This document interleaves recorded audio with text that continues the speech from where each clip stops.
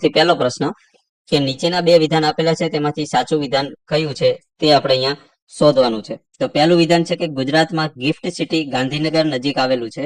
તો આ વિધાન બિલકુલ સાચું છે. બીજું વિધાન છે કે ગિફ્ટ સિટી ભારતનું પ્રથમ આંતરરાષ્ટ્રીય નાણાં સેવા કેન્દ્ર એટલે કે આઈએફસી ધરાવે છે. તો આ વિધાન પણ બિલકુલ સાચું છે. એટલે સાચો જવાબ આવશે ઓપ્શન સી બંને. ત્યાર પછી બીજો પ્રશ્ન જોઈએ કે નીચેના જોડકા ધ્યાનમાં લો અને તેમાંથી સાચા જોડકા કયા છે. તો કે કેવડિયા ક્યાં આવેલું છે? તો કે કેવડિયામાં શું આવેલું છે? Statue of unity. તો આ સાચું છે. ત્યાર પછી ધોરડો જે છે શું છે? રણોત્સવ છે. આ પણ સાચું છે. ત્યાર પછી શિવરાજપુર તો કે બ્લુ ફ્લેગ બીચ દ્વારકા ખાતે આવેલું છે. આ પણ સાચું છે. અને પોળો ફોરેસ્ટ જે સાબરકાંઠામાં આવેલું છે આ પણ સાચું છે. એટલે આ ચારે ચાર જોડકા સાચા છે. ત્યાર પછી ત્રીજો પ્રશ્ન જોઈએ કે ગુજરાત સરકારની મુખ્યમંત્રી અમૃતમ યોજના કયા ક્ષેત્ર સાથે સંબંધ ધરાવે છે? તો આ જે અમૃતમ યોજના જે છે તે કયા ક્ષેત્ર સાથે સંબંધ ધરાવે છે? તો કે ગરીબ પરિવારો માટે આરોગ્ય વીમા કવચ, એના માટે આ મુખ્યમંત્રી અમૃતમ યોજના સંબંધ ધરાવે છે. ત્યાર પછી ચોથો પ્રશ્ન જોઈએ કે બે વિધાનમાંથી સાચા વિધાન કયા છે? તો પહેલું વિધાન છે કે ગુજરાતનો દરિયા કિનારો ભારતના તમામ રાજ્યમાં સૌથી લાંબો દરિયો કિનારો ધરાવે છે. તો આ સાચું છે. ગુજરાતનો દરિયા કિનારો આશરે 1600 કિલોમીટર થી વધુ લંબાઈ ધરાવે છે. આ વિધાન પણ બિલકુલ સાચું છે. એટલે જવાબ આવશે બંને વિધાન સાચા. ત્યાર પછી પાંચમો પ્રશ્ન જોઈએ કે બંધારણની કઈ કલમ હેઠળ સંસદ અને રાજ્ય વિધાનસભાઓની ચૂંટણી માટે એક સામાન્ય મતદાર યાદી અને પુખ્ત મતદાર યાદીની જોગવાઈ કરવામાં આવી છે? તો તેની અંદર જવાબ આવશે કલમ નંબર 325 અને 26. ત્યાર પછી છઠ્ઠો પ્રશ્ન કે બે વિધાનમાંથી સાચા વિધાન કયા છે ભારતીય ચૂંટણી પંચ અંગેના? તો પહેલું વિધાન છે કે તેની સ્થાપના બંધારણની કલમ નંબર 324 હેઠળ કરવામાં આવી છે. તો આ વિધાન સાચું છે. તો આ યાદ રાખજો, ભારતીય ચૂંટણી પંચ જે છે તેની સ્થાપના કયા અનુચ્છેદ અંતર્ગત કરવામાં આવી? 324. મૂળભૂત રૂપે તે એક જ સભ્યનું પંચ હતું જે પાછળથી બહુસભ્ય પદ ધરાવતું બન્યું છે. તો આ વિધાન પણ બિલકુલ સાચું છે. એટલે કે પહેલા તેમાં મુખ્ય ચૂંટણી કમિશનર જ હતા, હવે એ સિવાય બે પણ અન્ય ચૂંટણી કમિશનરો તેમના સભ્ય માટે હોય છે. એટલે આમાં આ વિધાન પણ સાચું છે. એટલે બંને વિધાન સાચા.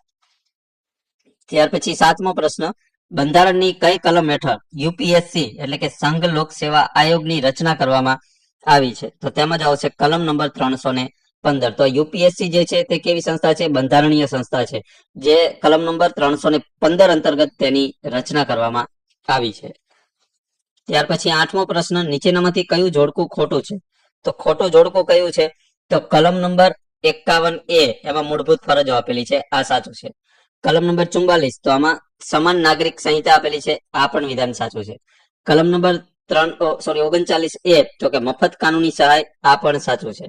અને કલમ નંબર 17 તો કે શોષણ સામેનો અધિકાર, આ ખોટું છે. કલમ નંબર 17 માં શું છે? અસ્પૃશ્યતા નાબૂદી. શું?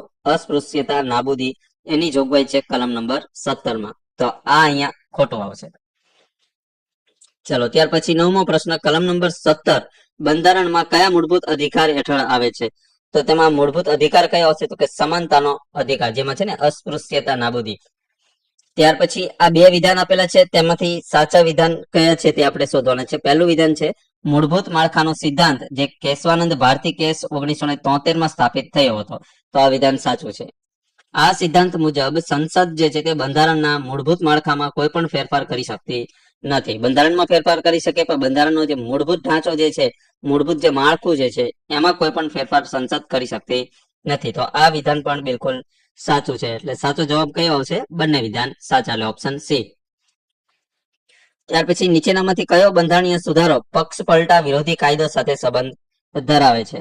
તો તેની અંદર સાચો જવાબ આવશે 52મો બંધારણીય સુધારો જે છે તે પક્ષ પલટા વિરોધી સાથે સંબંધિત છે. ત્યાર પછી 12મો પ્રશ્ન, મતદાનની વય 21 વર્ષથી ઘટાડીને 18 વર્ષ કરવામાં કયો બંધારણીય સુધારો કરવામાં આવ્યો હતો? તો તેમાં જ આવશે 61મો બંધારણીય સુધારો. ત્યાર પછી ચંપારણ સત્યાગ્રહ 1917 કયા મુદ્દા સાથે સંબંધિત હતો? તો જે ચંપારણ સત્યાગ્રહ જે છે તે નીલ ખેડૂતો પર થતા શોષણ સામે આંદોલન હતું. કયું? ચંપારણ સત્યાગ્રહ. ત્યાર પછી બે વિધાન આપેલા છે, તેમાંથી કયું વિધાન સાચું છે? તો કે ભારતીય રાષ્ટ્રીય કોંગ્રેસની સ્થાપના 1885 માં એઓ હ્યુમ દ્વારા કરવામાં આવી હતી. તો આ સાચું છે. કોંગ્રેસનું પ્રથમ અધિવેશન મુંબઈમાં યોજાયું હતું 1885 માં, ત્યારે જ તેની સ્થાપના કરવામાં આવી હતી. તો આ વિધાન પણ બિલકુલ સાચું છે, એટલે જવાબ આવશે ઓપ્શન સી. ત્યાર પછી પુના એક્ટ 1932 કયા બે નેતાઓ વચ્ચે થયો હતો અને કયા મુદ્દા સાથે સંબંધિત હતો? તો આ ગાંધીજી અને આંબેડકર વચ્ચે પુના એક્ટ જે છે તે થયો હતો, બરોબર. અને દલિતો માટે અલગ મતદાન ક્ષેત્રનો મુદ્દો તેમાં ચર્ચવામાં આવ્યો હતો. ત્યાર પછી 16મો પ્રશ્ન, માનવ શરીરમાં પાચન તંત્રમાં ખોરાકનું પાચન કરવા કયું અંગ સૌથી મોટી ગ્રંથિ ગણાય છે? તો તેમાં જવાબ આવશે યકૃત. ત્યાર પછી બે વિધાનમાંથી સાચા વિધાન કયા છે તે આપણે શોધવાના છે. પહેલું વિધાન છે કે માઇટોકોન્ડ્રિયા એ કોષનું પાવર હાઉસ કહેવાય છે. તો આ વિધાન સાચું છે. રાઇબોઝોમ જે છે તે પ્રોટીન સંશ્લેષણનું કાર્ય કરે છે. તો આ વિધાન પણ સાચું છે, એટલે 1 અને 2 બંને સાચા. આવર્ત કોષ્ટકમાં તત્વોને કયા આધારે ગોઠવવામાં આવે છે? તો આવર્ત કોષ્ટકમાં તત્વોને પરમાણુ ક્રમાંકના આધારે ગોઠવવામાં આવે છે. નીચેનામાંથી કયો પુરસ્કાર ભારતમાં બાળ કલ્યાણ ક્ષેત્રે ઉત્કૃષ્ટ કાર્ય માટે અપાય છે? તો તેમાં જવાબ આવશે રાષ્ટ્રીય બાલ પુરસ્કાર. ત્યાર પછી ઉજ્જવલા યોજના કયા ક્ષેત્ર સાથે સંબંધિત છે? તો ઉજ્જવલા યોજના જે છે તે ગરીબ પરિવારોને મફત એલપીજી ગેસ કનેક્શન માટે ઉજ્જવલા યોજના આપવામાં આવેલી છે. ત્યાર પછી આ બે વિધાનમાંથી કયા વિધાન સાચા છે? તો પહેલું વિધાન છે કે નમામિ ગંગે આ કાર્યક્રમનો ઉદ્દેશ ગંગા નદીની સ્વચ્છતા અને સંરક્ષણનો છે. તો આ વિધાન બિલકુલ સાચું છે.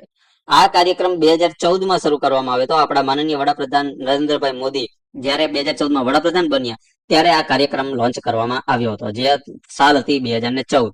તો બંને વિધાન સાચા છે. ત્યાર પછી આંતરરાષ્ટ્રીય શ્રમ સંગઠનનું મુખ્યાલય ક્યાં આવેલું છે?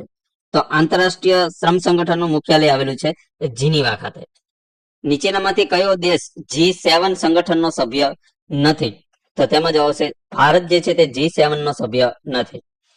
ત્યાર પછી COP28 એટલે કે જળવાયુ પરિવર્તન સંમેલન, આનું આયોજન 2023 માં ક્યાં થયું હતું?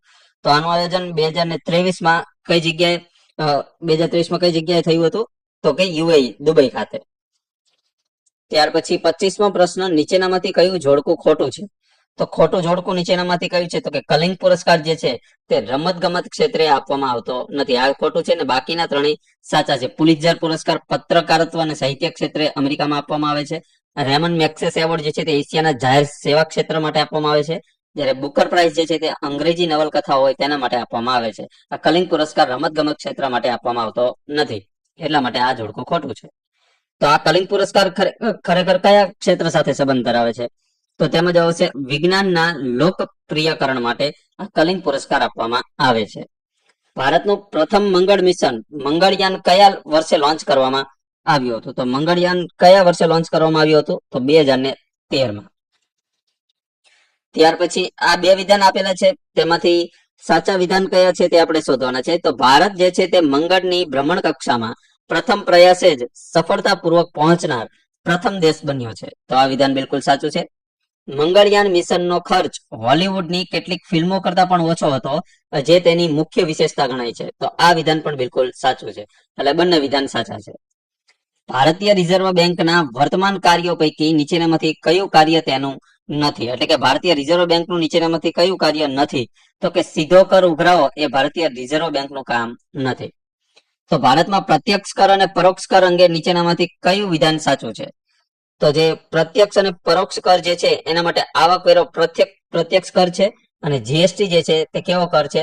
પરોક્ષ. તો આપણને એ પણ પૂછે કે જીએસટી કેવા પ્રકારનો કર છે, એટલે કે કેવા પ્રકારનો ટેક્સ છે, બરોબર? તો તે કેવો છે? પરોક્ષ.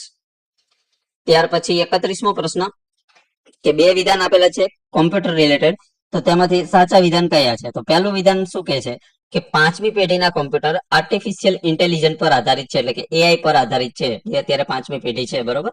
તો આ સાચું છે બિલકુલ. આ પેઢીમાં સમાંતર પ્રોસેસિંગ અને કુદરતી ભાષા પ્રક્રિયાનો ઉપયોગ થાય છે. તો આ વિધાન પણ બિલકુલ સાચું છે, એટલે બંને વિધાન સાચા આવશે. હવે દ્વિધારી સંખ્યા એટલે દ્વિઅંકી સંખ્યા હોય દ્વિધારી, જેમાં 11,0,11,0 ને દશાંશમાં કેવી રીતે રૂપાંતરિત કરી શકાય? જો રૂપાંતરિત કરી તો દશાંશમાં તે કયો કોડ આવશે? તો તેમાં જવાબ આવશે 54. એટલે 54 દશાંશ પદ્ધતિ પ્રમાણે છે. જો 54 નો બાઇનરી કોડ આપણને પૂછે તો 11,0,11,0 આ તેનો શું છે? Binary code. ત્યાર પછી એમએસ એક્સેલ ના ફંક્શન જે છે કોન્કેટનેટ, આનો મુખ્ય ઉપયોગ શું છે? તો કોન્કેટનેટ નો ઉપયોગ શું છે? તો કે જ્યારે બે અથવા વધુ ટેક્સ્ટ ને જોડવા હોય, એટલે કે બે સેલ આપેલા હોય, એક સેલ અહીંયા આપેલું હોય ફર્સ્ટ નેમ, આ બીજું નામ આપેલું લાસ્ટ નેમ, એટલે કે આ ફર્સ્ટ નેમ અને લાસ્ટ નેમ, બરોબર. હવે અહીંયા આ સેલમાં ફર્સ્ટ નેમ ને લાસ્ટ નેમ ને મર્જ કરવા હોય તો આ ઇક્વલ સાઇન કરીને કોન્કેટનેટ ફંક્શન લગાવવાનું.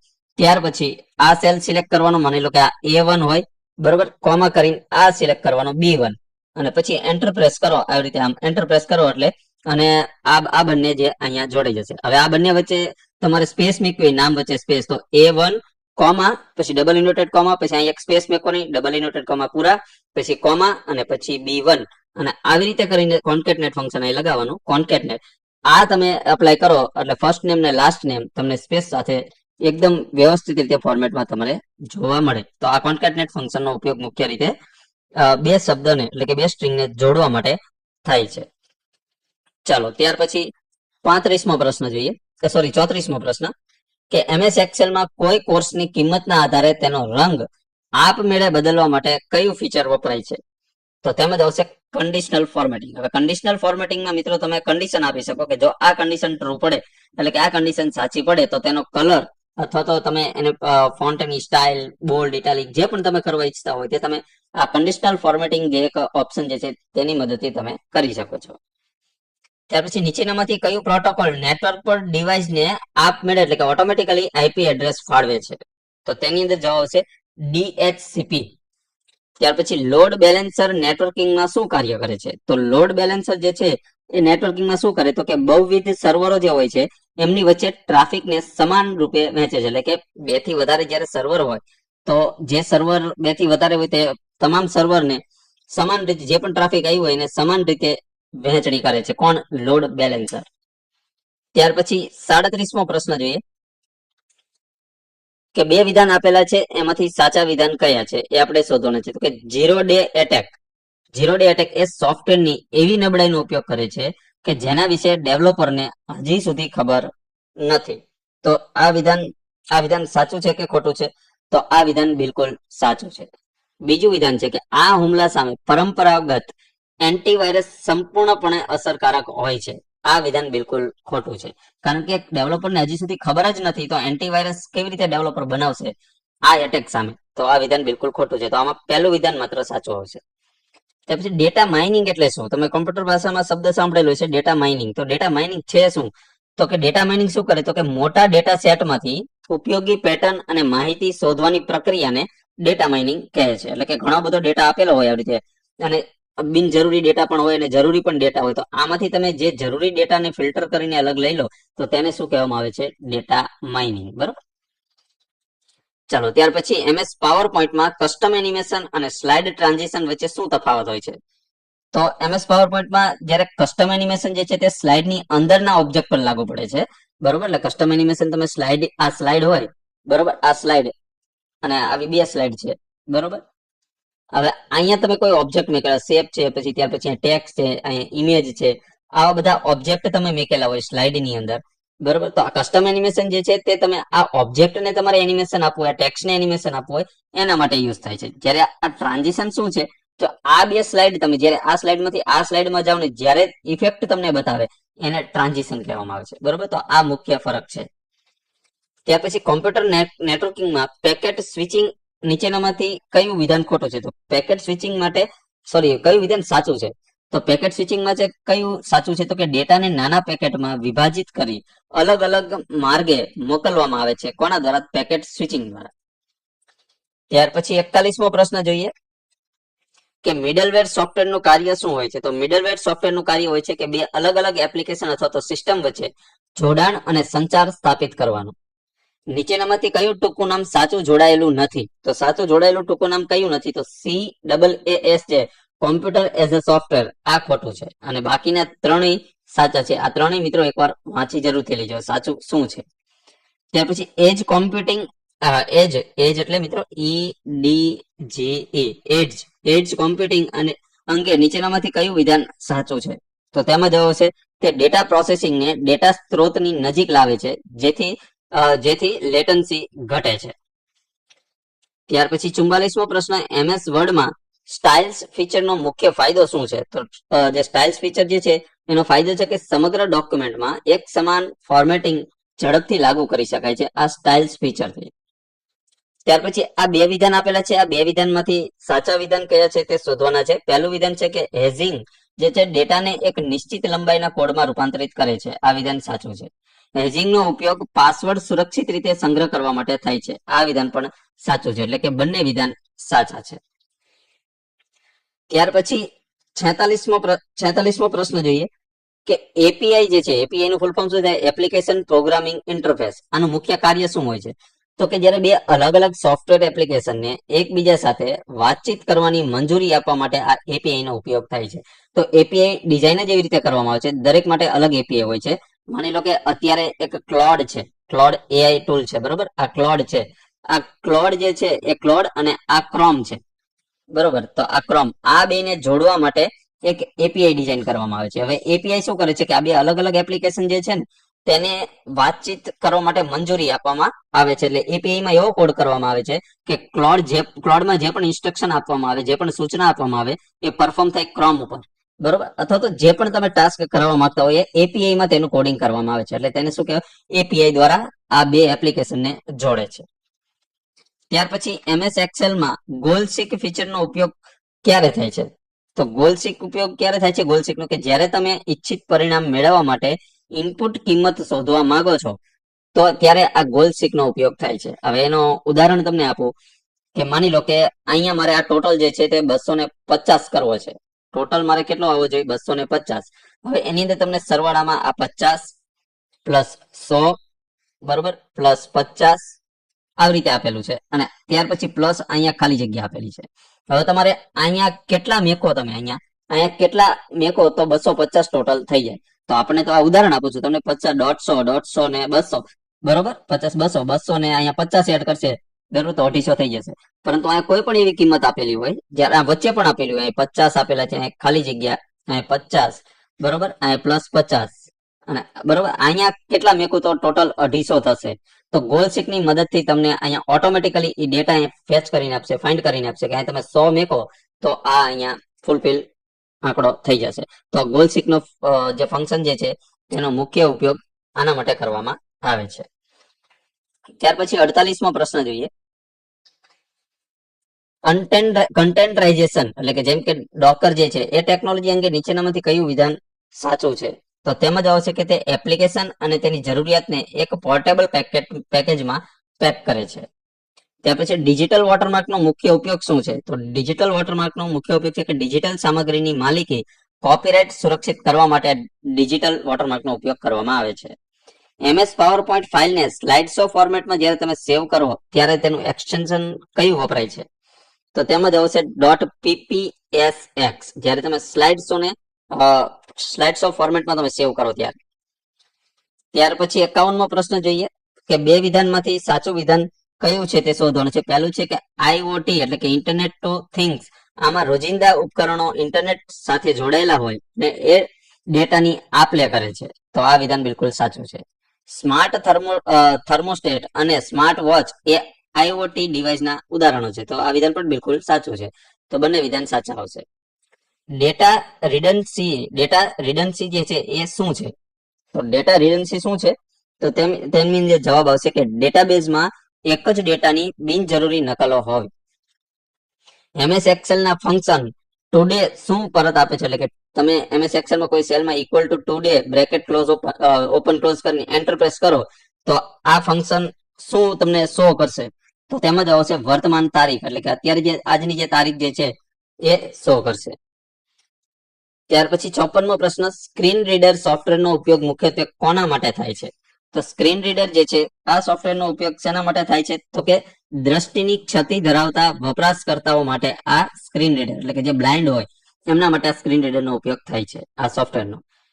ત્યાર પછી એક જ વસ્તુની અંકિત કિંમત તેની ખરીદ કિંમત કરતા 40% વધુ છે. જો 10% ડિસ્કાઉન્ટ આપવામાં આવે તો વેપારીને કેટલા ટકા નફો થશે? તો તેમાં જ આવશે વેપારીને 26% નફો થશે.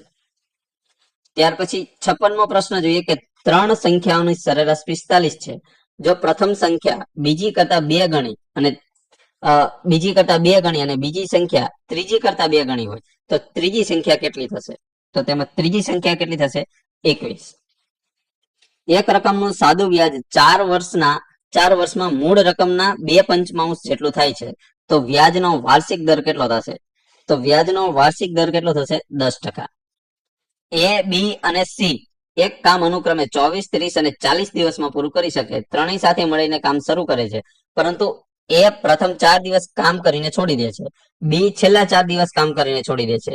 તો કુલ કામ પૂરું થવામાં કેટલા દિવસ લાગશે? તો બધું કામ પૂરું કરવામાં ટોટલ કેટલા દિવસ લાગશે? તો કે 11 દિવસ. ત્યાર પછી એક વ્યક્તિ બોટ દ્વારા સ્થિર પાણીમાં 20 કિલોમીટર પ્રતિ કલાકની ઝડપે જઈ શકે છે. જો નદીના પ્રવાહની ઝડપ 4 કિલોમીટર પ્રતિ કલાક હોય તો 48 કિલોમીટર જઈને પાછા આવવામાં કેટલો સમય લાગશે? તો તેમાં જવાબ આવશે 5 કલાક ને 20 મિનિટ. ત્યાર પછી એક શ્રેણી પૂર્ણ કરો કે 5, 11, ત્યાર પછી 23, 47 અને 95. તો આની અંદર શું કરશે? 5 દુ 10 પ્લસ 1 11, 11 દુ 22 પ્લસ 1 23, 23 દુ 46 પ્લસ 1 47, 47 દુ 94 પ્લસ 1 એટલે 95 અને 95 દુ કેટલા? એટલે 95 ગુણ્યા 2 એટલે 95 ગુણ્યા 2 કરો અને પ્લસ 1 કરવાના એટલે 5 દુ 10 વધી 1 9 દુ 18 ને 1 19, બરોબર. એટલે 190 પ્લસ 1 કરો એટલે 191. એટલે ઓપ્શન એ સાચો જવાબ અહીંયા સાચો બનશે. ત્યાર પછી 61મો પ્રશ્ન જોઈએ કે એક પરિવારમાં એમ એ એન નો ભાઈ છે. એમ શું છે? એન નો ભાઈ છે. એન એ ઓ ની બેન છે. ઓ એ પી નો પિતા છે. પી એ ક્યુ ની માતા છે. તો એમ જે છે તે ક્યુ નું શું સગું થશે? તો એમ જે છે તે ક્યુ નું શું સગું થશે? તો પરદાદી એટલે કે પરદાદીના ભાઈ, બરોબર, પરદાદીના ભાઈ અથવા તો કાકા દાદા. ઓપ્શન એ સાચો જવાબ આવશે. ત્યાર પછી જો પેપરને એક કોડમાં 73 256 અને રીએપ શબ્દ છે, રીપ શબ્દ એને 56 23 લખાય તો તે જ કોડમાં એ ને શું લખાશે? તો એ માટે કયો કોડ આવે છે એ આપણે અહીંયા શોધવાનો છે. તો એ માટે કયો કોડ આવશે? 2.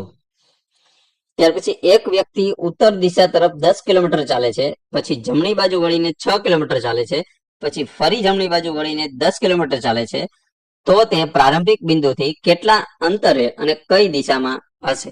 તો તે પ્રારંભિક બિંદુથી 6 કિલોમીટર અને પશ્ચિમ દિશામાં તે હશે.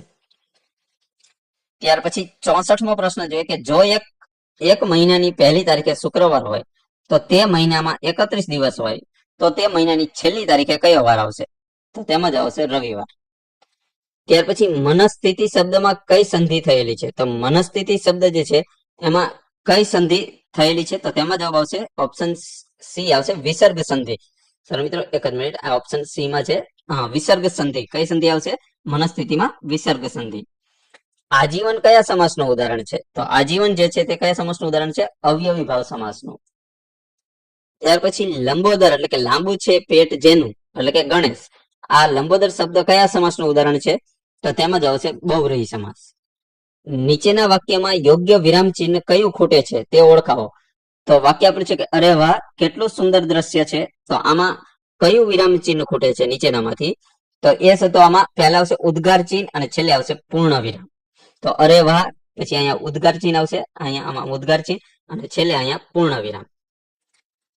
ત્યાર પછી 69મો પ્રશ્ન જોઈએ કે તે સાક્ષાત સરસ્વતી છે. આ વાક્યમાં કયો અલંકાર છે? તો આમાં જવાબ આવશે રૂપક અલંકાર. ત્યાર પછી 70મો પ્રશ્ન જોઈએ કે છાતી પર પથ્થર મૂકો. આના રૂઢિપ્રયોગનો અર્થ શું થશે? તો છાતી પર પથ્થર મૂકો તેનો મતલબ થશે કે મન કઠણ કરી દુઃખ સહન કરવું. ત્યાર પછી બોલે તેના બોર વેચાય. આ કહેવતનો ભાવાર્થ શું છે? તો તેમાં જ આવશે કે જે વ્યક્તિ પોતાની વાત સારી રીતે રજૂ કરે છે તે સફળ થાય છે. આનંદ શબ્દનો પર્યાયવાચી શબ્દ કયો છે? તો આનંદનો પર્યાયવાચી શબ્દ આવશે હર્ષ. સ્વતંત્ર શબ્દનો વિરોધી શબ્દ શું થશે? તો સ્વતંત્રનો વિરોધી થશે પરતંત્ર. ત્યાર પછી 74મો પ્રશ્ન જોઈએ કે જેને માપી ન શકાય તેવું તેના માટે એક શબ્દ આપો. તો તેમાં જવાબ આવશે અમાપ એટલે જેને માપી ન શકાય. ત્યાર પછી નીચેનામાંથી કયું વાક્ય વ્યાકરણની દ્રષ્ટિએ સાચું છે? તો કે તેણીએ ગીત ગાયું. તો આ સાચું છે. તેણીએ ગીત ગાયો તો આવું તો બને નહીં, બરોબર. તો આ ખોટું છે એટલે પહેલું જ સાચું છે અને બાકી સી અને ડી જે છે એ આપણે જોઈએ. એક મિનિટ, એક મિનિટ હા મિત્રો, ચાલો જા. તેણીએ ગીત ગાઈ, તો આવું પણ ન બને. તેણીએ ગીત ગાયા, આવું પણ ન બને. એટલે તેણીએ ગીત ગાયું, આ જ સાચું વાક્ય બનશે. ગુજરાતી ભાષામાં નામયોગી અવયવનું ઉદાહરણ કયું છે? તો નામયોગી અવયવનું ઉદાહરણ છે કે ઘર પાસે અને શાળા સુધી. તો આ નામયોગી અવયવનું ઉદાહરણ છે. વિદ્યાર્થી કૃદંતનું ઉદાહરણ ગુજરાતીમાં નીચેનામાંથી કયું છે? તો તેમાં જ આવશે જવું. ત્યાર પછી English section identify the error, કે the jury have given their verdict unanimously. તો આની અંદર એરર વાળો પાર્ટ કયો છે? તો તેમાં જ આવશે ધ જ્યુરી હેવ. તો આ જે છે એ એરર વાળો પાર્ટ છે અહીંયા, બરોબર. જ્યુરી હેઝ આવશે, અહીંયા હેવ નહીં આવે, બરોબર. તો આ એરર વાળો પાર્ટ છે. ચલો ત્યાર પછી 79 મો પ્રશ્ન, કે ચૂઝ ધ કરેક્ટ સેન્ટેન્સ, કે નોટ ઓનલી ખાલી જગ્યા the manager but also the staff were unhappy. તો આ ખાલી જગ્યામાં કયું ક્રિયાપદ આવશે? તો તેમાં જવાબ આવશે was. Change into indirect speech, C sad May God bless you. તો આનું ઇનડાયરેક્ટ સ્પીચમાં વાક્ય કયું બનશે? કે C parade that God might bless you. Choose the correct passive voice. તો નીચેનામાંથી પેસિવ વોઇસ કયું છે? તો કે who taught you English. તો આનું પેસિવ વાક્ય શું બનશે? તો તેમાં આવશે by whom were you taught English. Identify the error, he is one of the best player in the team.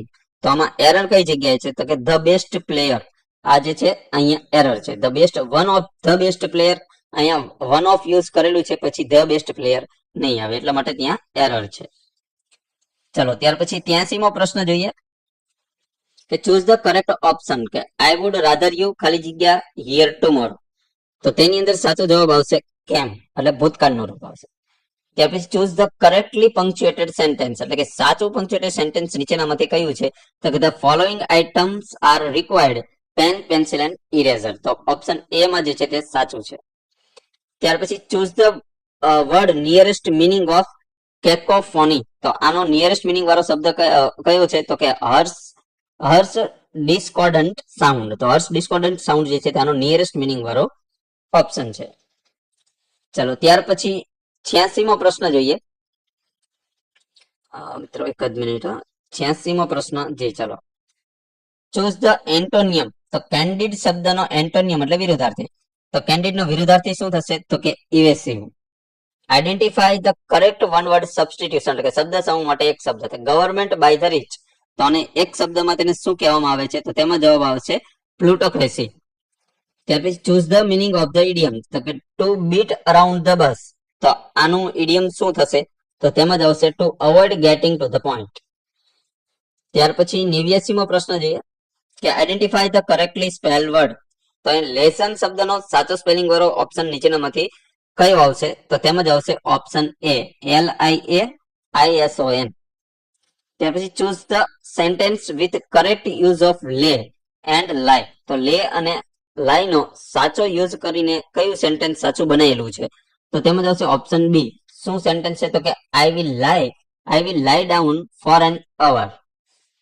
ત્યાર પછી મિત્રો મોટર વ્હીકલ એક્ટ ના આપણે કલમના પ્રશ્નો આપણે છેલ્લા 4 થી 5 પેપર થી લઈએ છીએ, અને હવે આ કલમના પ્રશ્નો જે છે તે બહુ જ ઇમ્પોર્ટન્ટ છે, એટલા માટે સ્પેશિયલ કલમના વિધાન દ્વારા અલગ અલગ પેટર્ન પ્રમાણે આપણે પ્રશ્નો લેતા રહ્યા છીએ, બરોબર. તો આ મિત્રો ઘણા કમેન્ટ કરે છે અને એવું લાગે છે કે આમાં મોટર વ્હીકલ એક્ટના કલમના જ પ્રશ્નો છે, આમાં રોડ સેફટીના પ્રશ્નો નથી, આમાં પછી જે ગાણિતિક ટિકિટના દાખલા છે એ નથી. મિત્રો એ અલગથી મેકવામાં આવશે, એ હું તમને અલગથી આપી દઈશ. જે અલગ ફોલ્ડર બનશે તેની અંદર સ્પેશિયલ આ ટેકનિકલ આવશે.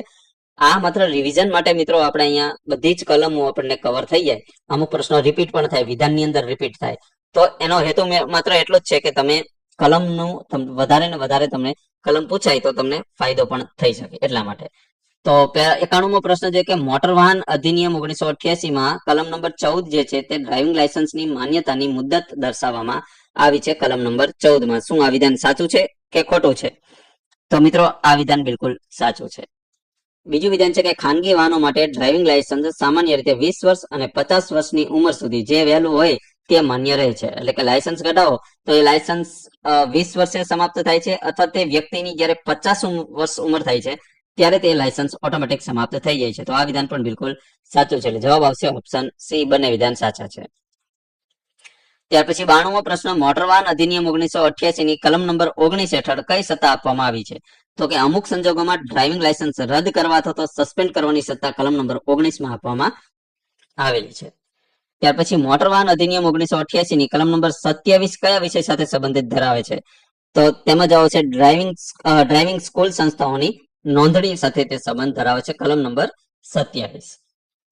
ચલો ત્યાર પછી 94મો પ્રશ્ન જોઈએ તો કે મોટર વાહન અધિનિયમ 1988 ની કલમ નંબર 59 હેઠળ કઈ જોગવાઈ કરવામાં આવેલી છે? તો 59 હેઠળ કઈ જોગવાઈ કરવામાં આવેલી છે? તો તેની અંદર સાચો જવાબ આવશે કે વાહનના ઉપયોગનો સમયગાળો નિર્ધારિત કરવાની કેન્દ્ર સરકારની સત્તા છે. ત્યાર પછી 95મો પ્રશ્ન કે કલમ 88 હેઠળ રાજ્યમાં માન્ય પરમિટ ધરાવતું વાહન અમુક શરતોને આધીન અન્ય રાજ્યોમાં પણ ચલાવી શકાય છે. તો શું આ વિધાન સાચું છે? તો કે જી બિલકુલ વિધાન સાચું છે. તો આ માટે કાઉન્ટર સિગ્નેચર અથવા તો આંતરરાજ્ય કરારની જરૂર પડે છે? તો કે આ પડે છે. બરોબર, તમારે ઓલ ઇન્ડિયા પરમિટ એવું વાહન ઉપર લખેલું હોય છે ને, તો તમારે પરમિટ કઢાવવી પડે છે. બરોબર, તો આ બંને વિધાન સાચા છે.